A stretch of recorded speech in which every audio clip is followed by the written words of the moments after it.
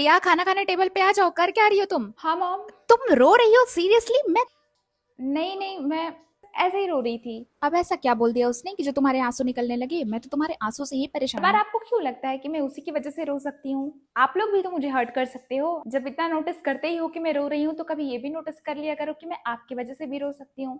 आपको याद है आप मुझे बोला करते थे कि मैं दुनिया की सबसे बेस्ट बेटी हूँ, मैंने तो इतने कम एज में इतना कुछ अचीव कर लिया है।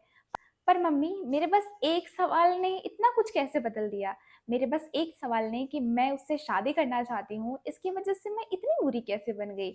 मेरी डिग्री, मेरा काम, मेरी अच्छाइयाँ, ये सब इतनी जल्दी कैसे बदल गए? बस इसका आंसर चाहिए। मैं आपसे बिल्कुल नहीं कह रही कि आप मेरी उससे शादी करा दो और आप हमारी शादी के लिए रेडी हो जाओ। नहीं नहीं, मुझे अब शादी ही नहीं करनी, मुझे किसी से शादी नहीं करनी है। और आपने तो मेरी सारी फीलिंग ही खत्म कर दी ना मम्मी। इन 2 सालों में जो मैंने झेल लिया है ना, अब मेरी उससे क्या, मेरी तो किसी से भी शादी करने की हिम्मत नहीं है। इवन मुझे तो शादी शब्द से डर लगता है। मुझे एक सवाल का जवाब चाहिए कि मेरे बस एक सवाल ने कि मुझे उससे शादी करनी है ने इतना कुछ कैसे बदल दिया? बस मुझे इतना जानना है।